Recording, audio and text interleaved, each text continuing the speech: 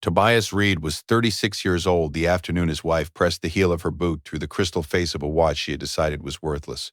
He drove a dented Tacoma. He wore the same 3 pairs of work pants in rotation and kept a measuring tape clipped to his belt loop on property days. Denise's friends called him the handyman behind his back, and she had laughed the one time he overheard it, not correcting them, letting the description settle into place the way a person let a comfortable arrangement stay comfortable. He had a quiet job, a modest truck, and a Rolex he had worn on his left wrist for 9 years that she had informed him, in front of 2 of her girlfriends on a Sunday afternoon, was obviously a fake and not even a convincing one.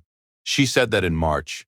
In October, she picked up the watch box from his nightstand during a fight he had decided was going to be their last, and she said, her voice carrying the specific contempt of someone who has already emotionally moved on, that he could keep his prop watch with the rest of his props, and she dropped it crown first onto the tile floor of the bathroom they had shared for 8 years. The box skidded, and the lid separated, and the receipt that had been folded beneath the cushion since the day he purchased it came loose and landed face up on the white tile between them.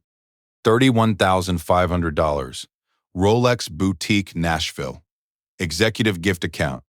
Payable to Reed Property Holdings, LLC. She had never heard that name. She looked at the receipt. She looked at the watch. She looked at the name on the paper that was not Tobias Reed the handyman, but Tobias Reed the principal officer of a company she had no knowledge existed. And then she looked at his face. He had not changed his expression. She had no idea how long he had been waiting for exactly this. Before we jump into the story, comment where in the world you are watching from and subscribe, because tomorrow's story is one you need to hear. Nashville in October was a city that smelled like wood smoke and the particular damp of old neighborhoods settling in for the cold. Tobias Reed had lived on the east side of the city his whole adult life. First in a 2-room apartment in East Nashville he had rented at 22, then in a duplex he had purchased at 25, with money most people around him did not know he had, and for the past 8 years in a renovated Craftsman on a street of old sycamores where the sidewalks buckled pleasantly with the roots of trees older than any of the houses they fronted. He was at the kitchen table at 6:45 on a Tuesday, with his coffee and a property assessment he had been annotating since 5:30. The kitchen was his, not in the sentimental sense, but in the practical one. He had rebuilt it the winter after they moved in, taking the floor to concrete and relaying it himself in large format porcelain, refitting the cabinets, replacing the fixtures with things that would last. He did this not because he enjoyed renovation for its own sake, but because he understood, from the time he was a boy watching his grandmother work, that a thing maintained with intention became a thing worth keeping, and a thing neglected became an argument about whose fault it was. Denise came downstairs at 7:15. She was dressed for the office where she worked in marketing for a commercial real estate firm, dressed carefully the way she had begun dressing in the past year, with the additional attentiveness of someone whose wardrobe had quietly reorganized itself for an audience he was not part of. She poured her coffee. She did not offer him a refill. She checked her phone and placed it face down on the counter and looked out the window and said something brief about the weather that required no response. She kissed the air beside his face and left. He sat with his coffee and the assessment and listened to the house settle into the quiet of a morning that had already said most of what it needed to say. His grandmother, Iris Reed, had built a small property portfolio in North Nashville over 40 years, a woman who cleaned houses 6 days a week and bought distressed lots with what was left after everything else was paid. She died with 11 paid-off properties and a reputation in the neighborhood as the woman who owned the block. She used to sit at her kitchen table with her ledgers and tell Tobias, who spent his summers in her house from the age of 8 onward, real things don't announce themselves. Fake things do. A thing that has to tell you it's valuable isn't. She had been gone 7 years. He heard her in every assessment he wrote. He had met Denise at a professional mixer in Midtown. She was sharp in conversation, funny in the specific way of someone who had worked hard to be good in rooms, and she asked him questions about the properties he managed with the focused curiosity of a woman who was genuinely interested in how things worked. He had liked that about her immediately. He had called her 3 days later. She picked up before the second ring. They were married at a venue in the Gulch 2 years later, his grandmother's sister, Ruth Ann, and his uncle Warren in the front row, everyone in the clothes they saved for good occasions. 8 years was a long time. The good years had been real ones, and he had no interest in retroactively hollowing them out just because the present required an honest accounting. The change had come gradually, and then all at once, the way most things changed that people tried to prevent by not looking at them directly. She had begun referencing his work with a lightness that had, over time, shifted into something closer to dismissal. She mentioned a colleague named Craig Hollister with increasing frequency and a particular ease that carried its own information. She made weekend plans that emerged fully formed without the kind of consultation that marriage was supposed to involve. He observed. He kept his measuring tape clipped to his belt loop. He drove his dented Tacoma to properties he assessed and managed, and in 16 cases across Nashville and its surrounding counties, owned outright through Reed Property Holdings, LLC. His secondary phone, registered to the LLC, used for attorneys, lenders, and the 3 financial advisors who knew the complete picture of what Tobias Reed had assembled since the age of 25. Lived in the inside pocket of his work jacket, where it had been for 11 years. She had never asked where his business calls came from.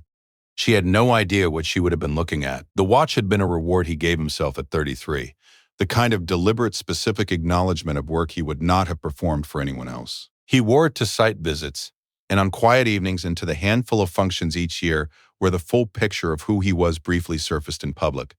It lived in its original box on his nightstand. He had never made a point of it. She had called it fake the first time, a year after he started wearing it, and he had said nothing because there was nothing that required saying, and the second time was at a dinner party she had organized, and the third time was the Sunday in front of her girlfriends in a tone that was not quite careless enough to actually be careless. He had noted all 3 times he had filed them in the place where he kept facts that had not yet finished arriving. 2 weeks before October, he came home from a site visit in Gallatin to find a notification on Denise's phone. The screen had lit on the counter as he walked past. A message from a contact labeled CH. He had not stopped walking. He had registered the initial with the same professional neutrality he brought to the first data point in any assessment and continued into the kitchen to make dinner. That evening, after she went upstairs, he opened his laptop and began the process he always began when the first data point arrived. He went back to the beginning. He pulled the joint credit card statements for 18 months. He cross-referenced dates against Denise's calendar, which synced to a shared family account she had set up 3 years prior and apparently forgotten he could access. He built the comparison in 2 hours with the methodical patience of a man who assessed value for a living and understood that the difference between a surface reading and an accurate one was always in how far back you were willing to go. His face remained perfectly calm. What the calendar and the statements produced, in combination, was a pattern that covered 11 months. Lunches that lasted 2 hours on Tuesdays, hotel charges in Franklin and Brentwood on dates she had described as firm work commitments, a weekend conference in Memphis in June, against which no hotel charges appeared on the corporate card she used for work, because the charge appeared on the joint card instead. At a property whose confirmation email he found in 40 minutes using a date and an amount. 2 rooms had been booked. His name was on neither. He moved with the same deliberate calm that defined all his actions when the stakes were real. He built a complete timeline. He cross-referenced Craig Hollister, a mid-level residential real estate agent with a Brentwood office and a LinkedIn profile that described him as a relocation specialist. He searched Hollister's public business filings and found, in a secondary LLC registered the previous spring, a co-member whose name appeared once on a shared property search he traced through the county recorder's office. Denise A. Reed. She had been planning more than an exit. She had been building a parallel financial life with a man whose business intersected directly with the industry her husband had been quietly building inside for 14 years. She had no idea how that particular overlap was going to land. He opened a new folder on his desktop. He named it simply October. Then he picked up his business phone and called Brenda Atchison. She answered on the second ring. Tuesday, he said. I'll have the room cleared, she said. He set the phone on the table his grandmother's sister Ruth Ann had given him when he moved into the Craftsman. He thought about the ledgers his grandmother kept. He thought about what she used to say about real things and the ones that had to announce themselves. He was ready to let the real things speak. Brenda Atchison was 63 years old and had practiced real estate asset law in Nashville for 35 years from a suite of offices in Green Hills. She had expanded 3 times over that period as the practice grew. and the reputation preceded it. She was a compact, deliberate woman whose professional wardrobe never varied and whose courtroom manner was described by opposing counsel with genuine respect as glacial. She reviewed documentation the way a structural engineer reviewed load plans, without sentiment, without hurry, and without the habit of reaching a conclusion before the evidence had finished presenting itself. Tobias laid his documentation on her conference table in order: the 18-month statement analysis, the calendar cross-references, the hotel charges, the Memphis confirmation, the LLC filing with Denise's name, the 11 months of pattern. Brenda read in silence for 9 minutes. She set the last page down and looked at him across the table. The co-membership in the secondary LLC, was any capitalization drawn from joint accounts? I haven't confirmed the funding source yet, he said. We will, she said. If joint funds were used to capitalize a business enterprise she did not disclose to you, that changes the asset picture materially. She opened her notepad. Read Property Holdings. Tell me the current snapshot. He told her. 16 owned properties across Davidson and Williamson counties, 4 active development contracts, a partnership in a mixed-use project in the nation's neighborhood whose projected completion value had been recently revised upward. Total portfolio assessed value as of the previous quarter, $18.3 million. Every asset predating the marriage, every holding structured under the LLC, with documentation that placed it outside the marital estate. Under Tennessee law, Brenda made 2 notes. She put the pen down. She is going to initiate believing she is entitled to a share of what she can see.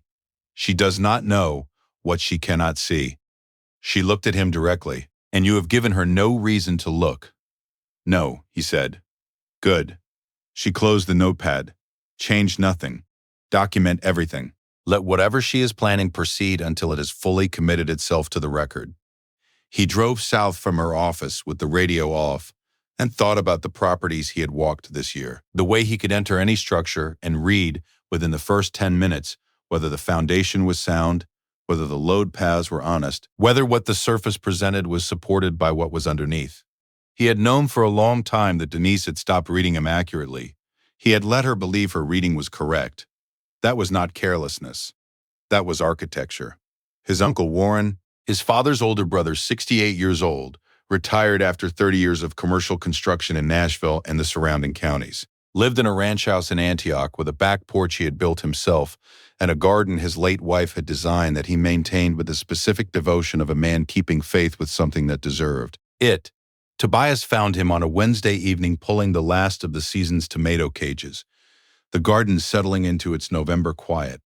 He sat on the porch steps and told his uncle what he was holding. Warren listened without interrupting, the way men listened who had built things their whole lives and understood that a problem spoken completely was a different problem than one half stated. When Tobias finished, his uncle was quiet for a moment, looking out at the garden.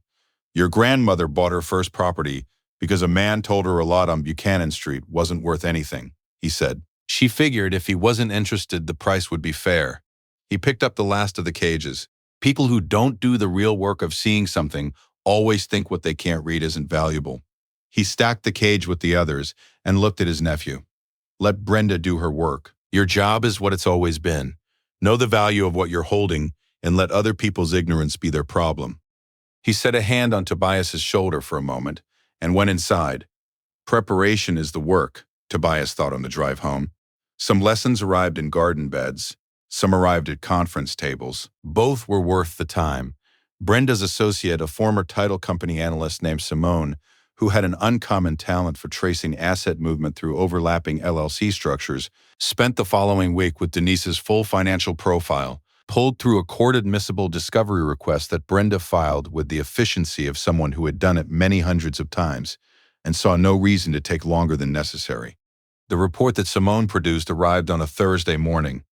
The secondary LLC Denise had co-founded with Craig Hollister had been capitalized with a $12,000 initial contribution. The source of that $12,000 traced directly to the joint savings account, a withdrawal in 4 separate transactions over 6 weeks, each below the threshold that would have triggered an automatic notification to Tobias's linked account. The LLC had been used to make 2 earnest money deposits on investment properties in Davidson County, both of which Hollister had represented on the buyer's side of. The transactions had closed at prices Brenda's analyst described, without editorial comment, as above the reasonable market band for the area.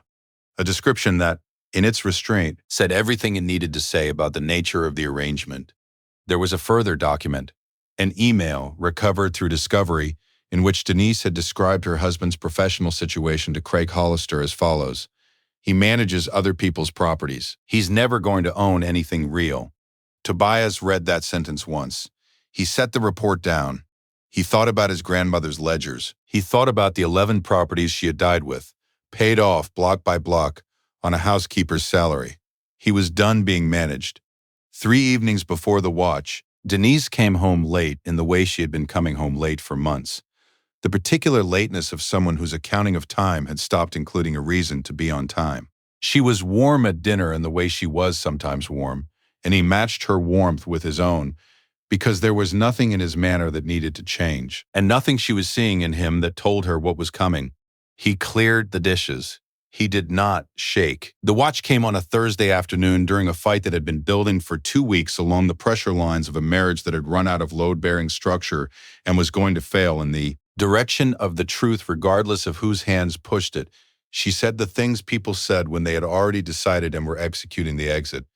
She said he had never been ambitious enough. She said she needed more than what he had built. She said, gesturing at the modest truck in the driveway, at the work pants hanging on the chair, at the measuring tape on the kitchen counter, that she deserved a life that matched what she was. He said nothing. He watched her arrive at the nightstand. She picked up the watch box with the expression of a woman making a point, and she said it was a prop. And she said he could keep it, and she brought the box down onto the tile floor of the bathroom, and the lid came free and the receipt that had been folded beneath the cushion since the day he walked out of the Rolex boutique on Broadway slid out and came to rest face up between them. $31,500. Rolex Boutique Nashville. Executive gift account, Reed Property Holdings, LLC. She looked at the price. Then she looked at the name she had never heard. He watched it move through her in stages. The price, first, which reorganized everything she thought she knew about the watch, and, by extension, the man who had worn it for 9 years while she told people it was fake. And then the name at the bottom of the receipt, which reorganized something larger, something she was not yet fully able to calculate, but which was already visibly beginning to reshape the room around her. He said one thing. You've been calling that watch fake for 3 years. His voice was the same register it always was. No elevation, no heat. You called it fake in front of your friends. You called it fake at dinner parties. You called it fake because you looked at it and decided what it was without reading the thing underneath. He looked at the receipt on the tile between them. That's a habit, and it's an expensive one. He picked up the watch from the floor. The crystal face had cracked a single fracture line from 10 o'clock to 4. He set it in the broken box and carried it out of the bathroom. Brenda was at the negotiation table 2 weeks later when Denise's attorney presented the initial asset claim, the marital home, the joint accounts, a spousal support schedule built around the salary of a property manager who drove a Tacoma. Brenda set the Reed Property Holdings portfolio summary on the table with the unhurried precision of a woman who had been waiting for the right moment and had never been confused about when that moment was. The summary was 8 pages. The cover sheet listed the portfolio value. The subsequent pages listed 16 properties by address, acquisition date, deed holder, and current assessed value. Every acquisition predating the marriage by months or years. Every deed held exclusively through the LLC. The Tennessee premarital asset code cited at the bottom of every page in the same plain font as everything else. $18.3 million. Not one line of it reachable. Denise's attorney read the cover sheet and looked up at Brenda. Something passed between the two attorneys. The specific professional recognition of a person who understands that the terrain they are standing on is not the terrain they were told to expect. Denise looked at Tobias.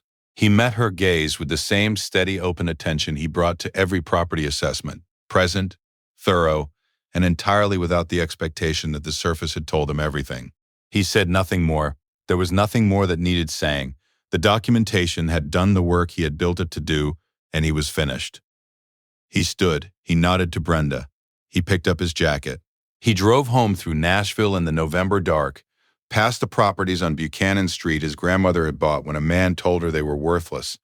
Past the duplex he had purchased at 25. Past the streets he had walked with a measuring tape and a quiet understanding of what things were worth beneath their surfaces. He drove the long way. He was not in any hurry. Real things, his grandmother used to say, don't announce themselves. He had never needed to.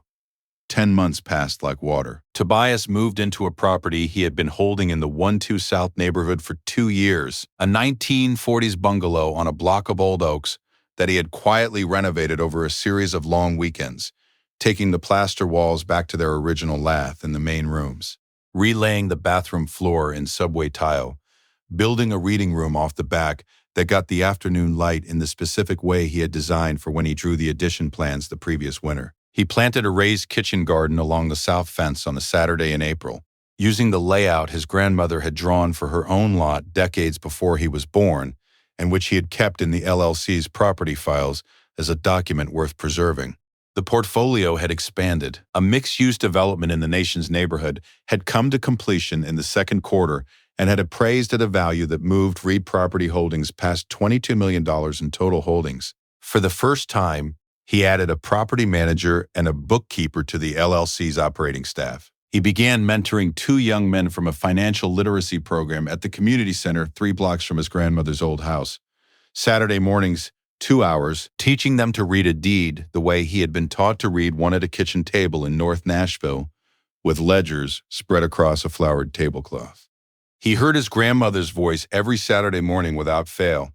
A woman named Kendra had come into his life through Ruth Ann, his grandmother's sister, who had produced the introduction with the decisive confidence of a woman who had been waiting for the right moment and had known it the instant it arrived. Kendra was a civil engineer who worked on municipal infrastructure, specific, unhurried, with a gift for reading systems at the level of what they were actually doing rather than what they appeared to be doing. She asked about his properties the first evening they walked through the 1-2 South bungalow together, and her questions were the kind that revealed, in the asking, a person who understood that value lived beneath the surface. He called her 4 days later. She picked up on the second ring. He heard about Denise the way you heard about things you had settled your accounting with and moved on from. The secondary LLC she had formed with Craig Hollister had been dissolved following the discovery proceedings. Hollister had departed Nashville and was working in a smaller market in a capacity that did not involve investment property. Denise had settled under terms the court structured around what she had verifiably contributed to the marriage, terms that accurately reflected a life she had half-lived in a house she had never looked at carefully enough to understand. She had relocated to Brentwood, to a rental on a street she had always liked the idea of. He heard this through a second-hand mention at a closing and registered it with the neutral acknowledgement of a completed title search. The work was done, the deed was clear. The next property was already in front of him.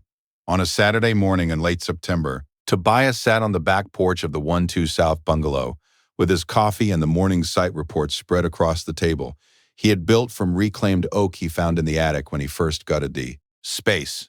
The light came in through the oak canopy over the yard in the particular way of Nashville in early autumn.